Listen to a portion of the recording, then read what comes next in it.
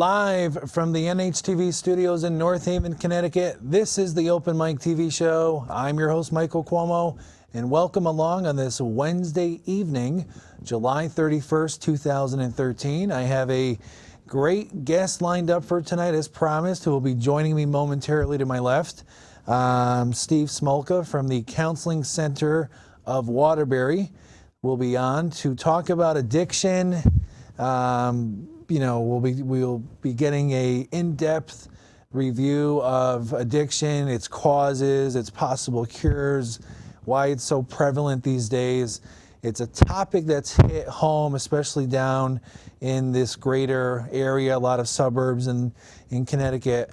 So I encourage you, if you have any questions, you can obviously remain anonymous as you call in 203-234-0025. We'll be starting your phone calls after Steve joins the set.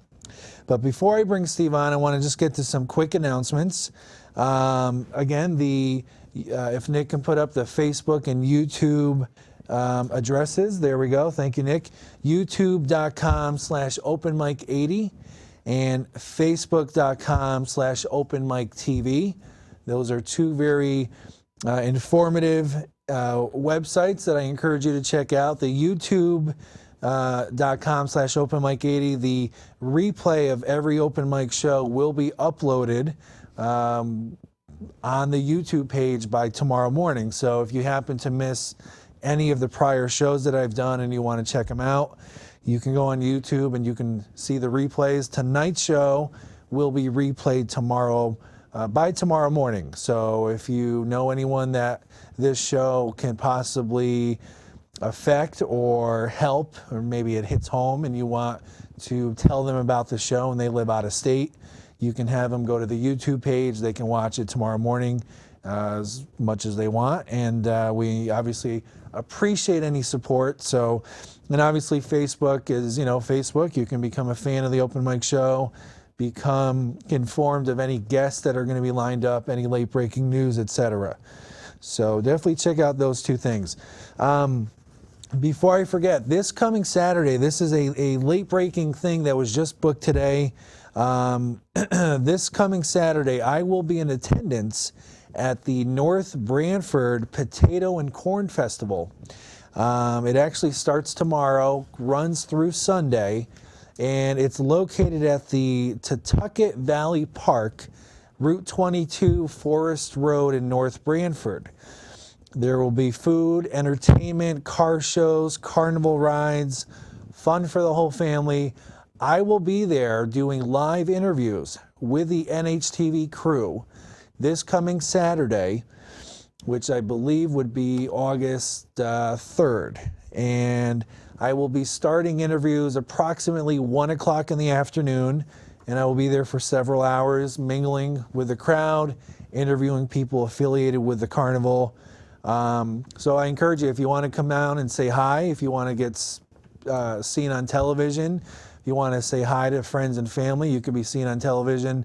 Again, this Saturday, I will be at it's at Tutucket Valley Park, Route 22, Forest Road in North Branford, and I will be there with the NHTV studios around 1 p.m. live. You'll see us there in attendance. This is the annual North Branford Potato and Corn Festival. So fun for the whole family. Come on down. It's supposed to be a nice weekend from what I can gather from what I saw. So mark that on your calendars. And last but not least, another guest booked for the Open Mic Show. Wednesday night, August 21st, I will be having Charlotte Timberman on from the North Haven Animal Shelter, and she will be on to talk about their 65th anniversary at the North Haven Animal Shelter. Also, she'll be talking about adoptions for pets, cats, dogs, etc., what kind of animals they have there currently, the adoption process. So it'll be a fun show for all you animal lovers. Again, that's Wednesday night, August 21st. Charlotte Timberman from the North Haven Animal Shelter will be joining me live on the Open Mic Show. So that's pretty much all I have for announcements. I'm excited to have our special guest on. What I'm going to do now is take a quick commercial break, And when we come back on the Open Mic Show, I will be joined with my special guest, Steve Smolka. So get ready for your calls. We'll be right back after this message. We depend on our national forests for clean air, wood for our homes, and drinking water for millions of Americans. But now, our national forests are depending on us. Trees have been devastated by insects, disease, and fires. The Arbor Day Foundation asks for your help in replanting our national forests, because so much depends on what we do today. Visit arborday.org. See what we're doing. See how you can help. When you're finished with your food or beverage cartons, toss it in the recycling bin. Because every carton is recyclable and can be turned into useful paper products. When the contents are gone, let the carton live on. Recycle your cartons.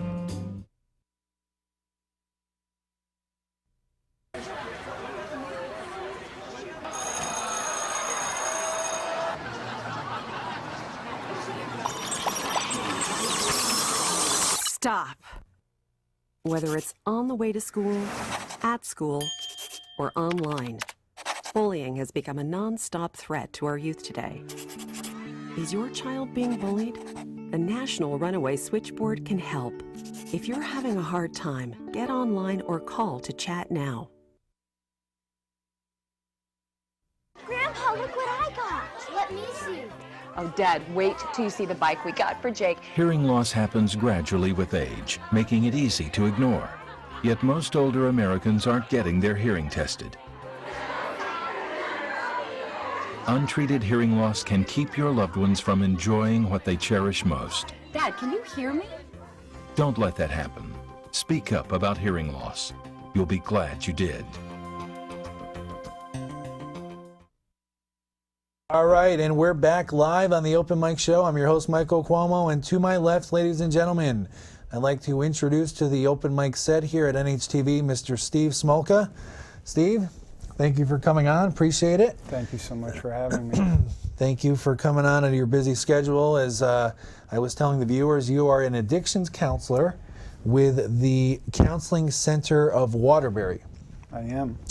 Before we get into addiction and its causes and the whole list of issues with addiction, let's talk about the Counseling Center of Waterbury. How did it start? When did it start? Just give us a little background about it. Sure. Counseling Center of Waterbury actually started about 20, 25 years ago, and it was founded by an alcohol and drug counselor by the name of Ed Edgar. Ed is still involved in the practice. My partner and I, Jerry Marcel, bought the practice in February. We have retained a staff member of his, John Simon Sully, and we've also added a new staff member, Sean Marcel. We're really excited about Sean. He's a great natural counselor. So looking forward, we want to continue certainly what Ed's done over the years, but find our own special place with it and to turn it into a practice where people look forward to coming, where they're guaranteed some dignified individual compassion-based counseling. So we're pretty excited about that, and we're also getting into some new relationships, professional relationships with people that'll allow us to provide even better service. Before I forget, Steve, I am like a snowy school day with no class. I was wondering about the coffee cup, Just remembered, and I know you watch all my shows. Here is your official Open Mic with Michael CUOMO coffee mug. Thank you very much, and I'm excited that I did not have to answer a trivia question to get this. So that's a beautiful thing. That's Thank right. you. Well, it's okay. You're welcome. But most people out there just go on Google, when they want to answer my trivia questions. Yeah. They usually like Google search kid trivia question answers. I would cheat too. Yeah. So real quick, vision going forward for the Counseling Center of Waterbury is? Well, we have this idea that addiction is, well, first and foremost, it's a disease, and I'll expand on that in a little bit. Right. But it's a family disease, and we do believe involving families as much as possible in the treatment of those who suffer from addictions. We also are pretty excited to be getting involved in some preventative treatment with adolescents. That's something that's going to be coming up shortly. And we're even getting into a women's trauma group that's going to be starting in September, and we're pretty excited about that as well. We have some great clinicians coming in to help us with that. Well, that's great. And again, for the viewers out there, you could remain anonymous if you want. You can call in and obviously give us your first name, but the point being, if you or a loved one you know has suffered from addiction and you want to ask Steve a question about it, again, you can remain anonymous. The phone number to call in, 203-234-0025. The number's on the top of the screen. We'll be here till 9 o'clock taking your questions, calls, comments, etc. Again, now, if Nick can put up underneath Steve's name there, we have the Counseling Center of Waterbury.com. If you need to get in touch with Steve after the show, if you have any questions about him or his practice, Counseling Center of Waterbury.com would be the avenue. And again, you also have an email. I do. If anybody wants to reach me, I'm more than happy to email and just put Steve at in front of that address, and you'll reach me by email. So if you want to personally write Steve an email, it would be steve@counselingcenterofwaterbury.com. You got it. So there you go. Now, Steve, we've talked a little bit about the Counseling Center of Waterbury. Talk a little bit about why and how you came to become an addictions counselor. An odd set of circumstances, as is often the case. I was involved in the allied healthcare fields for over 20 years, specifically in the clinical laboratory field. And that pretty much ran its course. I tried a couple of different things that really did not resonate with me personally. And through an odd set of circumstances, I found myself doing this. I had the thought in my mind that I might like to do this as my life's work. And at the same time, I was approached by a person who had been in the field for quite some time and suggested to me that I might be good at it. So when things come together like that, well, it sure gets my attention. Mm-hmm. And initially, I actually I did it for free. I volunteered just to see if I was a good fit for the field, and if the field was a good fit for me, and if I could do it and be effective at it. And as it turned out, I had a way, and so I went through my education and certification process, and here I am, and I'm doing the best work I've ever done in my life. That's great. Now, before we delve into the questions, I guess we can start with a very broad question for anyone out there that's not aware, but we'll start with the simple question of what is addiction? That is a broad question. So we need to kind of tease this apart a little bit, because I think folks get confused about what's addiction, what's dependency, and so forth. So let me start with the simplest thing first. There is a phenomenon called medical dependency, and this is something that happens at the cellular level. It happens in the brain cells, so to speak. The dependency that people often think of is opiate painkillers. But really any psychoactive substance, and we'll limit the discussion to psychoactive substances, some depression medications, some of the anti-anxiety medications, can lead to a medical dependency. And this can be as simple as somebody who, for example, not being an addictive type or an addictive personality, can be prescribed opiate painkillers for all the right reasons. Perhaps they've had an injury, they've had some surgery, and they need to have their pain alleviated for their own comfort, but also to allow healing. That's typically why opiate painkillers are prescribed. Over time, the person could be said to become dependent on that to relieve their pain.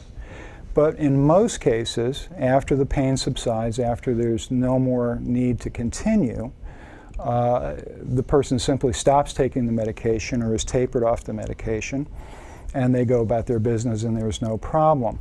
Sometimes, however, if it's taken over a period of time, and it varies from individual to individual, they may notice that when they stop taking the medication that there's certain symptoms that present themselves.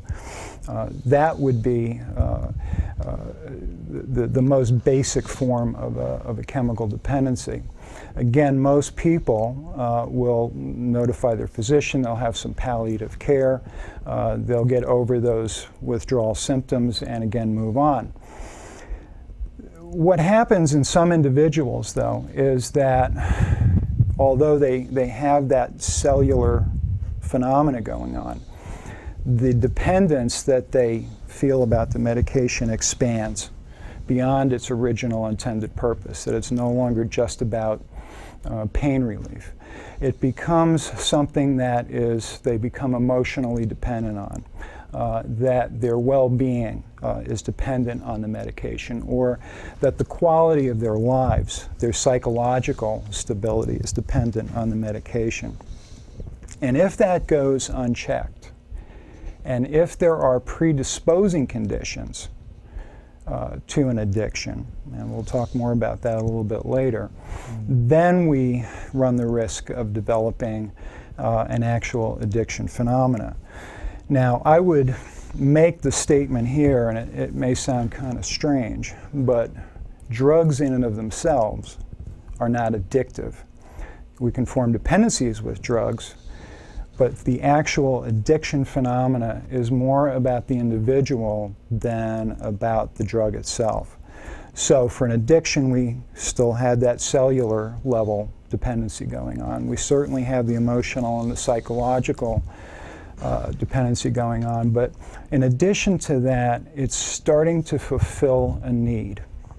If we look at the behavior of people who have addictions, we have to ask ourselves, why do they behave this way? And the reason they behave that way is there's a very, very significant need that's being fulfilled.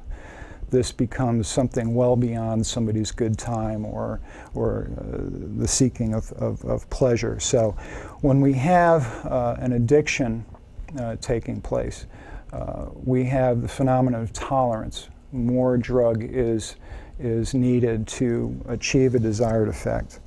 And the dependence is about the effect of the drug itself. So we'll increase the dosages, we'll increase the frequencies, we'll increase the severity of the route of administration. We may go from taking a medication orally to grinding it up into a powder and inhaling it, or even putting it into a solution and injecting it. That progresses over time. The amount of time and energy required to use, to procure the drug, to use the drug to recover from its effects increases. Important obligations to work and family and society are let go. And two of the major features is the phenomenon of craving, which I think we'll have some time later to talk more about, and use despite consequences. That was quite a broad list of topics there that all comes back to what is addiction. I'm sorry to interrupt you, Steve. We do have our first caller of the evening, so let's get to our caller. We'll get back to this in a second. Good evening, caller. You're live on the Open Mic Show with special guest Steve Smolka. Hello, Mike. Yes, hello. Governor, Daniel, Malloy calling. Good evening. Daniel Malloy, how are you, sir? How is everyone? Good, good. Well. What's going on out there in TV land? Do you have any questions for my special guest tonight, Steve Smolka? He is here talking about addiction and the prevalent, ever so prevalent cases of it that we hear about nowadays in the news and right in our backyards. Oh. Well, the only thing I'm addicted to is getting some votes. Oh, okay. Well, Governor Malloy, I appreciate the call. We will probably have you back on towards November when election season's in full blossom. I definitely will call in again. Great. Well, we appreciate the call. You'll never know how much this really meant. Thank you so much, Governor Malloy. Alrighty then. You get some interesting callers, We Michael. do, yes. Okay, so moving right along. Again, if you have any questions about addiction and not about politics, the number to call in is 203-234-0025. Steve, one interesting thing that you mentioned in your introduction, that drugs per se are not addictive, but it's the person is addictive. Now, some people out there might say, well, you know, I've tried cocaine, or I've tried ecstasy, or I've tried heroin. The drug made me want more of it. Well, if there is, for a drug to work in the brain, we have to have a receptor for it. And this is why I was talking about medical dependency first. There is a dependency phenomenon that occurs at a cellular level.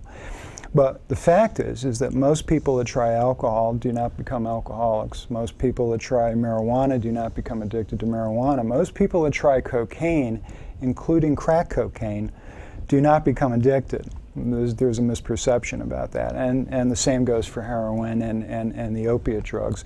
Really, all drugs are not in and of themselves addictive. The drug has to meet an inner condition. It has to satisfy an inner need. And that need comes from a variety of places. Sometimes it's a matter of brain development issues, parental attachment issues, other psychiatric disorders that may be present, anxiety, depression, mood swings, and so forth. But there has to be a condition in the person that the drug satisfies the need for. Okay. Real quick, as we're talking about addiction, and again, we're 20 minutes into the show. It's going to fly by, and I just encourage anyone out there, if you have any questions or comments for Steve regarding addiction, to call in at 203-234-0025. You can remain anonymous, as I said. You can obviously state your name, whatever makes you comfortable. We do have another call, so I'd like to get to that caller now. And good evening, caller. You're live on the Open Mic Show with special guest Steve Smolka. Good evening, Michael. Good evening. How are you doing? Good. How are you? Good. I'm really enjoying the show tonight. Thank you, Tom. Thank you. And I do have a question for Steve, if I may ask him. As you know, we have a wonderful organization here in Wallingford by the name of the Dry Dock. Yes. Yes. And I was wondering if Steve is familiar with the Dry Dock? I am. My partner, Jerry Marcil, is acquainted with that more intimately than I am. He's aware of it on a more intimate level. I haven't actually been there myself. My understanding is it's a sober social club that hosts a variety of 12-step meetings, and they also have a lot of social activities that cater to the recovering community in the Wallingford area. It's a really wonderful place. I actually volunteer there, and I got to tell you, it's a great organization, great group of people. I mean, they have a nice facility here in Wallingford, and I think it's just what our community needed. Absolutely. Yeah, and I hate to single Wallingford out, Tom, but we have had a lot of news recently in Wallingford regarding drugs, teenagers overdosing. We were just, the Monte Carlo Cafe was just raided a month ago. Yep. With undercover cops, and they seized a bunch of cocaine and drug paraphernalia. I actually am looking forward to having some people on from the Dry Dock on the Open Mic Show. I think it would be a great show. Matter of fact, as I stated on many occasions, I do like going down to the Dry Dock when they have their live performances. It's so nice to be able to sit in a relaxed atmosphere and be able to hear the performers and not, deal with people clinking glasses and things like that. It's an actual nice atmosphere to listen to live music. Right. Tom, they had a concert recently, Rockers in Recovery. Were you involved in that at all? Unfortunately, I was not able to attend that because that was right when we had the big snowstorm.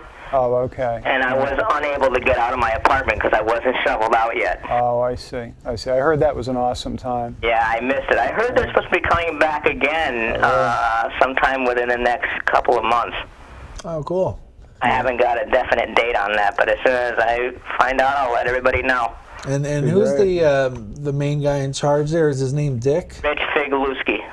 That's right. That's it. Yeah, I'll have to get him on. I'm sure he'll do a show. Let me know if you want him. I can help you arrange that, Michael. Sounds good, Tom. And off the record, the North Branford Potato and Corn Festival, I'll be there this Saturday. Oh, I'll have to come visit you. Yeah, you can throw potatoes and corn at me. Keep up the great work, Mike. And I just have one more thing to say to you, Mike. Okay, go ahead. Ice baby. Ice baby. Oh, boy. Ice baby. Thank you for that. Take care, Mike. All right. Bye-bye. Bye. It's a long story. I'll tell you off the air. It sounds like a good story, Michael. Yes. It's one I'm trying to forget. Now, again, thank you for the calls. We're getting a couple calls now coming in. 203-234-0025. If you have any questions about addiction, whether it's alcohol, marijuana, cocaine, pills, whatever it is, if you want to tell us a story that you've encountered maybe personally or through a friend that you know, give us a call. We'll be here till 9 o'clock, so you can remain anonymous. But again, give us a call. It's a very interesting show, one that I haven't had in my whole history of doing on-air TV shows, but I felt it was necessary in this society we're in, where every other day it's making a headline of some sort. As I mentioned, there was a place in Wallingford that was raided recently. That was more of a cocaine-related thing, and not to downplay that, because that could be obviously deadly. We've lost several athletes through the years through cocaine overdoses. But I was going to ask you, Steve, are people predestined to become addicts since birth, or is that really not the case? There's been a discussion over the years about a genetic component with addiction, and simply there's really no evidence of that a gene for alcoholism exists, or that a gene for heroin addiction exists. It's a really complex issue because it's not so much the genetic makeup of the person as it is the environment that they're exposed to very, very early in life that turns those genes on and off. So you can have predisposition. You can have genetic makeup that would make a person more vulnerable than somebody else, but not necessarily a gene marker. Okay. Got another caller, so let's get to our call. Good evening, caller. You're live on the Open Mic Show with special guest Steve Smolka. Good evening, Michael. Good evening, Steve. How are you? Good evening. Good evening, Ed. How are you, sir? I don't wish to remain anonymous.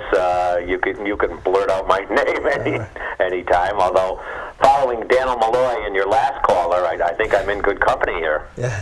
Yeah. We have all celebrities calling in tonight. I had a question for your guest, and I wanted to just preface it a little bit, and then after I ask my question, I just want to hang up and listen to what he has to say. Sure. You talk about addiction, and you mentioned cocaine, marijuana, alcohol, and other type of addictions.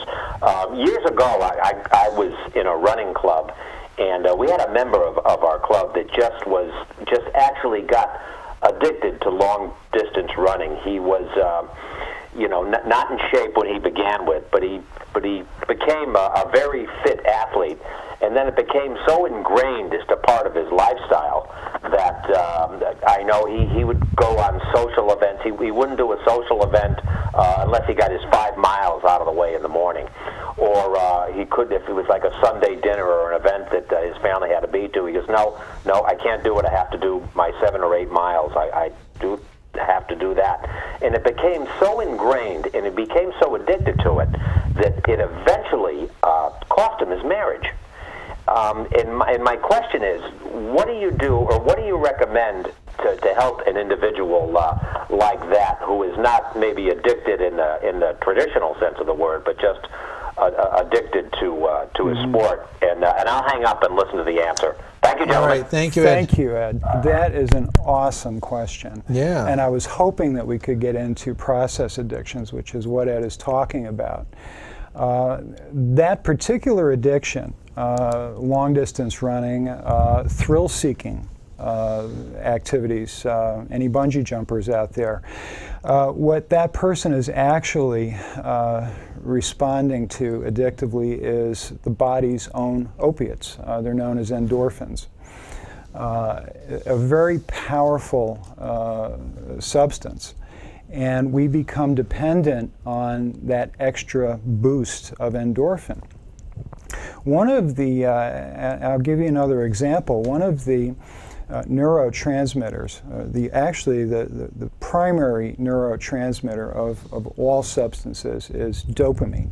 And dopamine is elevated anytime you put a drug into the body. All of the drugs of abuse elevate dopamine. But you know what else elevates dopamine to levels approaching cocaine is gambling.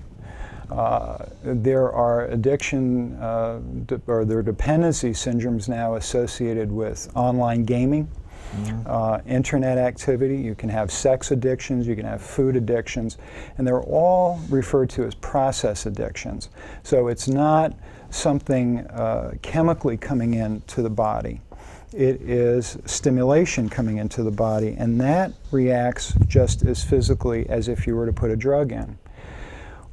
One of the things that we're finding in addiction medicine in more recent years, we're evolving. There used to be this separation of mind and body. Well, there's mind and then there's body. And now we're coming through a transition where we're saying, well, there's a mind-body connection. And I think that even misses the mark. Mind is body in a different state. It's all the same thing. Trying to separate a thought from its action is like trying to separate water from its wetness, or the desk from its hardness. And so when we're dealing with process addictions, we're dealing with something that may be less dramatic, it may be less severe chemically in the brain.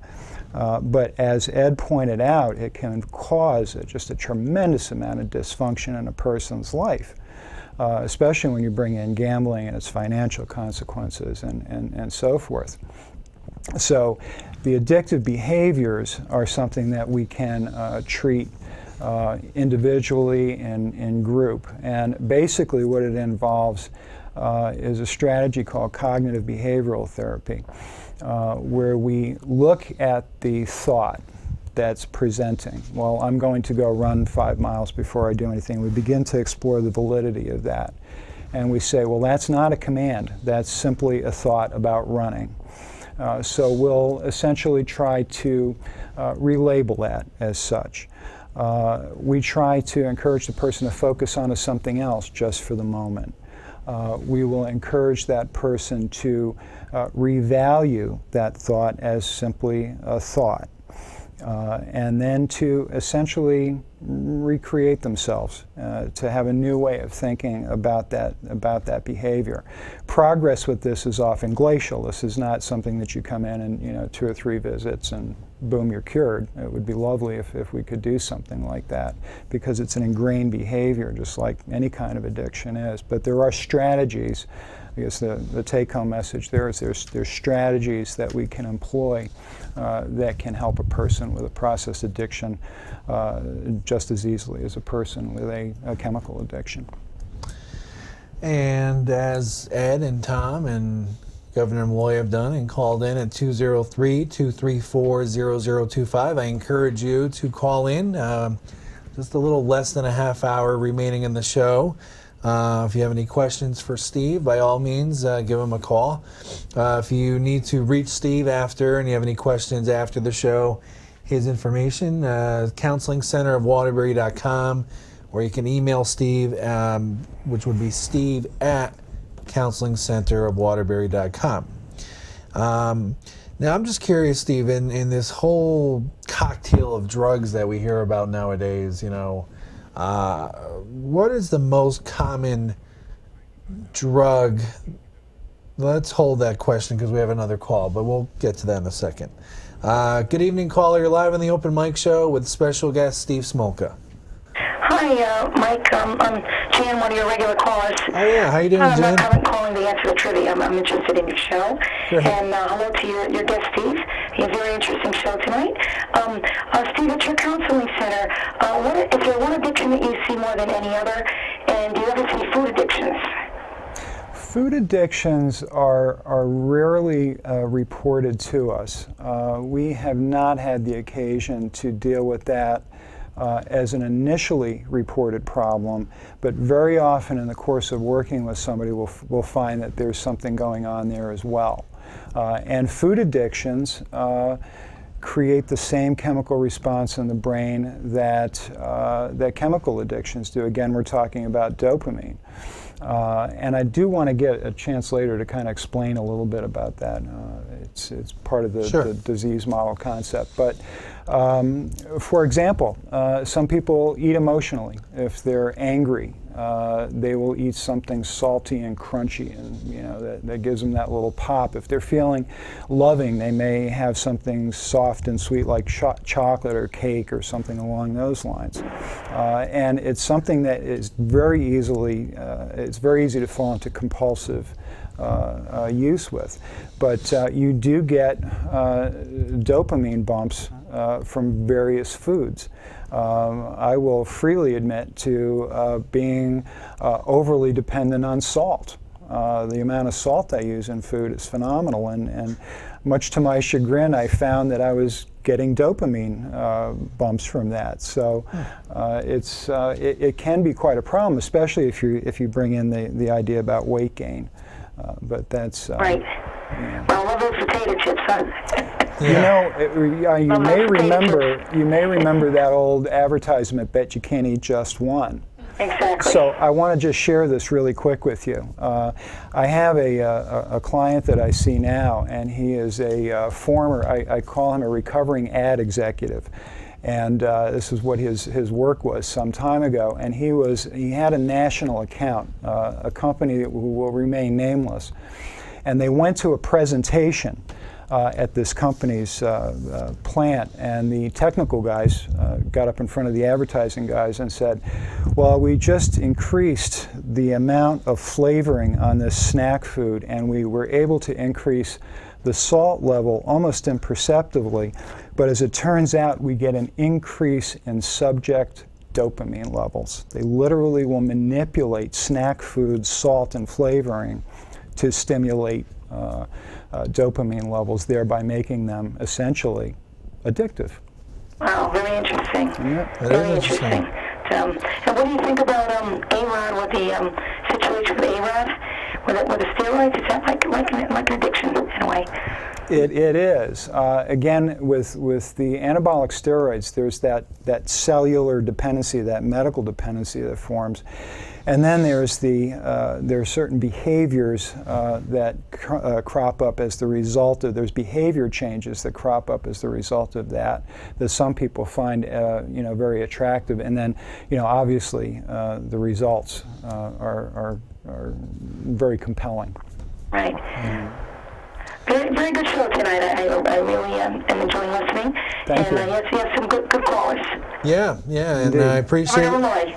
Even him, yes. Well, you both have a nice evening. We appreciate your information here on NHTV. Great. Thank you. Thank you, Jan. Have a good night. Take care, Mike. All right. Bye-bye. Good Thank night. you. Good night.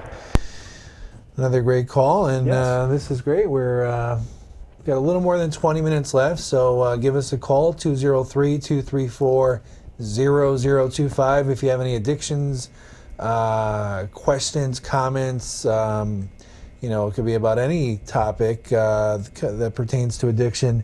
And the question I had prior to Jan calling is, what is the most common drug that people are using these days? Well, alcohol certainly. It's a legalized substance versus decriminalized. There's a move to decriminalize marijuana, and the medical marijuana issue is really about, ultimately, it's about decriminalizing marijuana across the board. But we have actually legalized alcohol, so that's obviously a very common substance that's abused and used. Most of the people, again, can use alcohol safely. There's about 10% of the population that cannot. When they drink, there is a need that is filled on the inside. When a non-alcoholic person picks up a drink, they have a delightful experience. They become loose, they become witty, it's very pleasurable. And they know when they've had enough, and when they go too far, they stop. Right. When the alcoholic picks up a drink, he has a life-changing experience because it is answering an inner need that maybe nothing else in his life has answered. And therein lies the difference. And I focused on alcohol because it is the one drug that is absolutely fully legal, available to the masses. It is also the only drug of abuse that adversely affects every single organ system of the body, every organ system, when it's taken at abusive levels. The other most common recreational drug, if we'll use that term, is marijuana. That's very, very commonly used. It's funny because maybe I'm just naive, I don't know if other people out there feel the same, but I don't think of alcohol as a drug.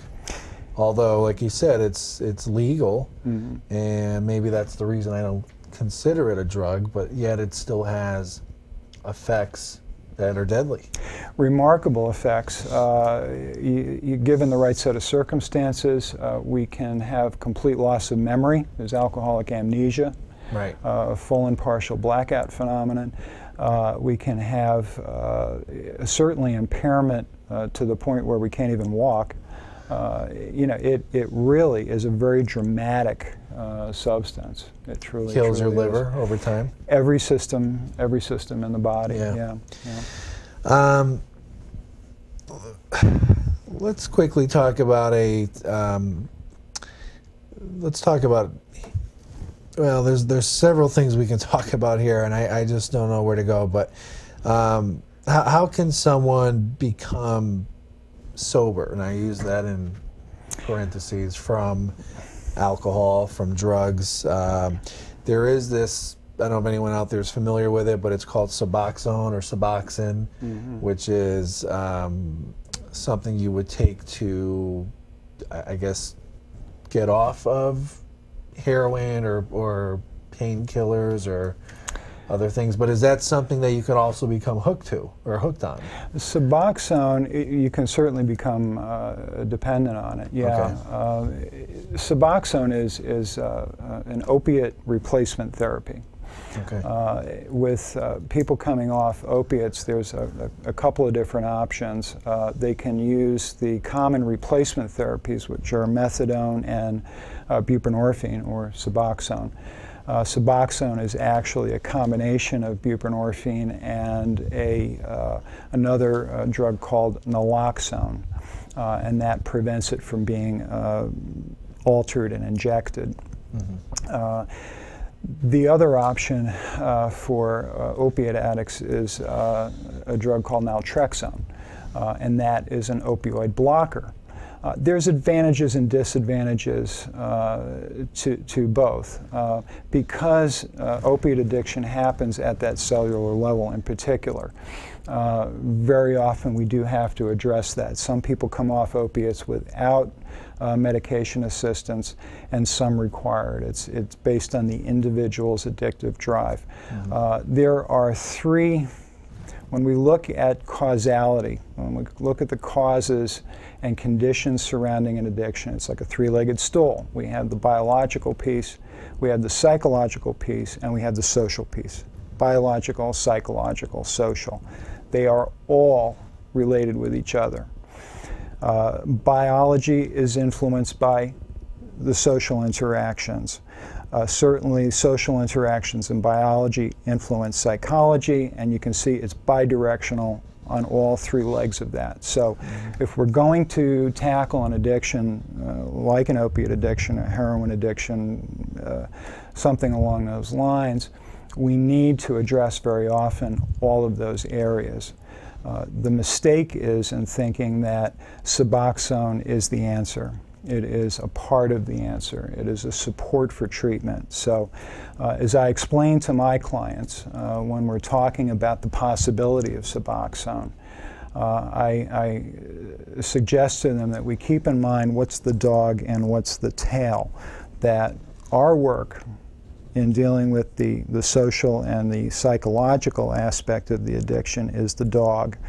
Suboxone really is the tail. It's a very critical part of that dog, but it's not the whole thing. Suboxone supports overall treatment. And any approach that just assigns a replacement therapy and not addressing any of those other issues is essentially doomed to failure. Speaking of failure, it is what it is. These are, I know we briefly touched up on this, recovery rate for heroin users.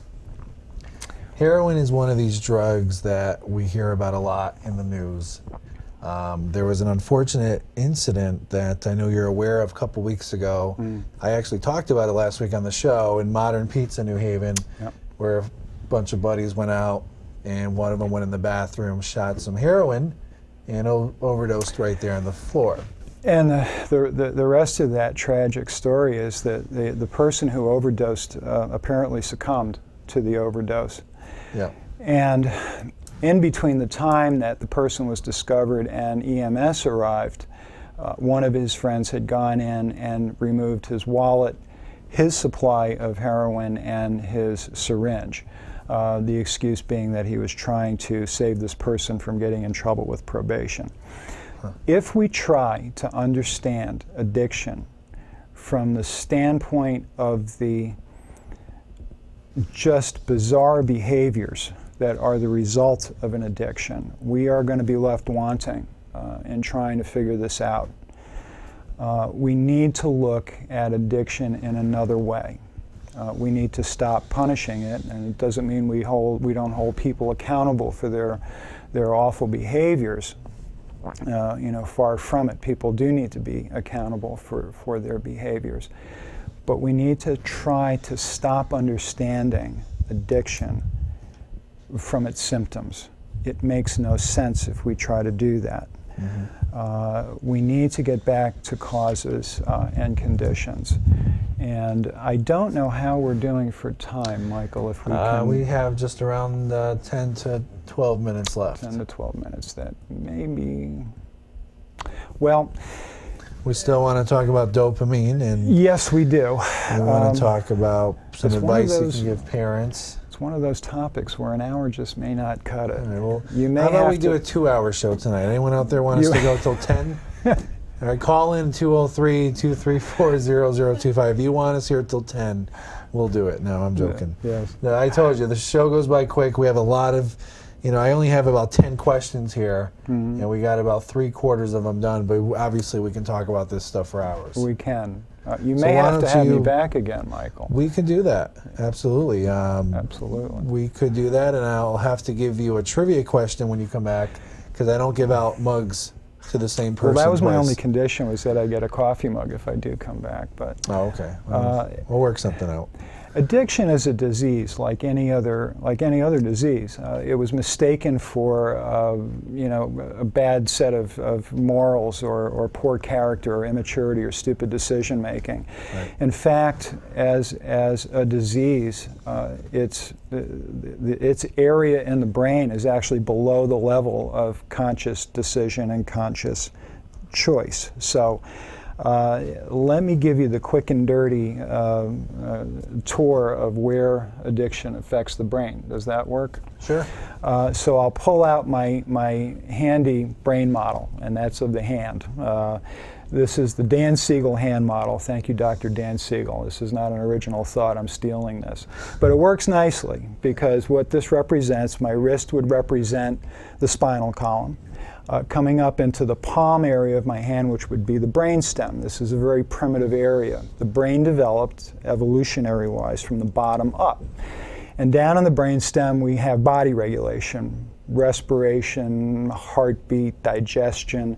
And the only thing that's being processed down here is immediate threat stuff. There's not a whole lot of high-level thinking going on. What's going on down here, it goes back to the old days when we had to make a decision. Is this thing going to eat me? Am I going to eat it? And can I mate with it? So that's about as exotic as it gets down in the brainstem. Over the top of that is the midbrain, the limbic system, the mesolimbic system. This is an area that talks about pleasure and reward. And this is where addiction centers, the mesolimbic system. This is also below the level of conscious thought. And then over the top of that, we have the cortex, and the top of my hand model. And a particular area of interest for us in addiction is the prefrontal cortex, especially the area around the orbits of the eyes, the orbitofrontal cortex, and an area just behind that called the anterior cingulate. This is where the emotions and the idea of reward and pleasure are processed.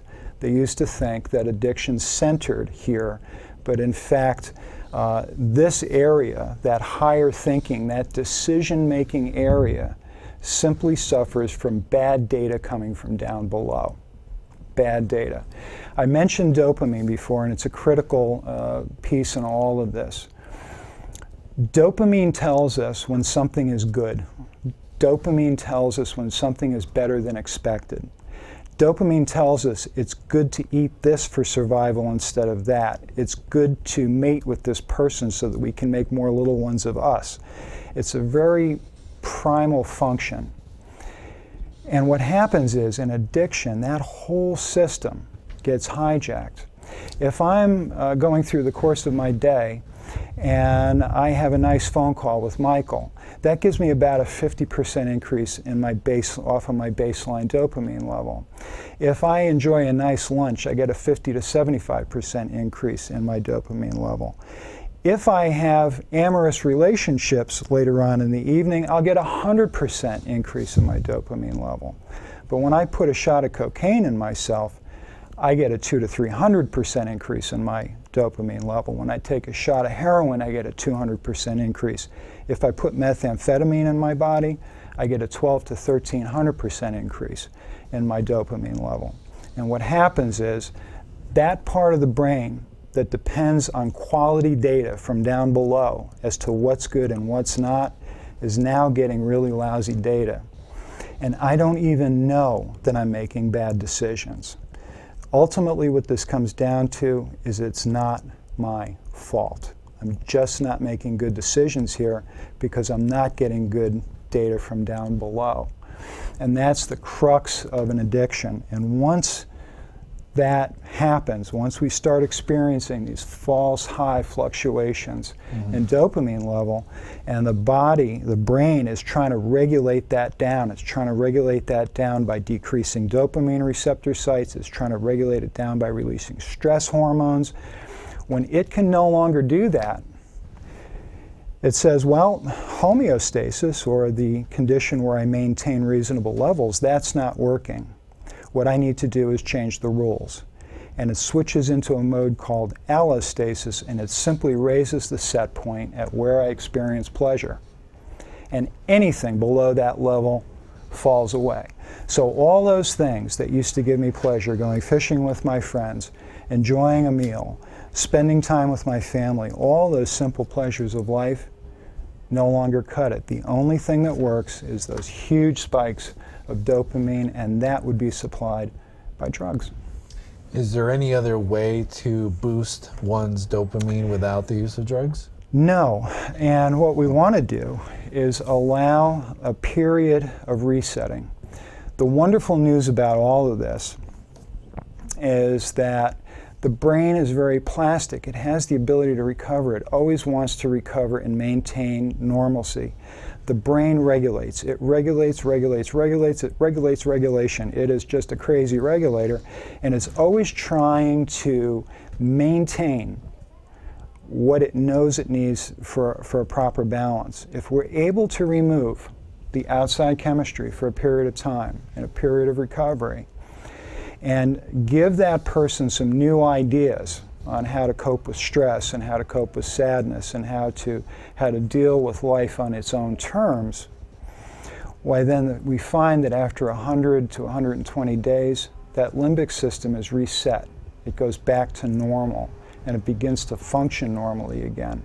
The problem is that that old stuff is in the memory, and that's why recovery is an ongoing process. You mentioned in either our conversation or our emailing about a cure. Right. I wish I could say this is a curable condition. It's like diabetes. It's very treatable. It's not curable. So it's an ongoing process of recovery.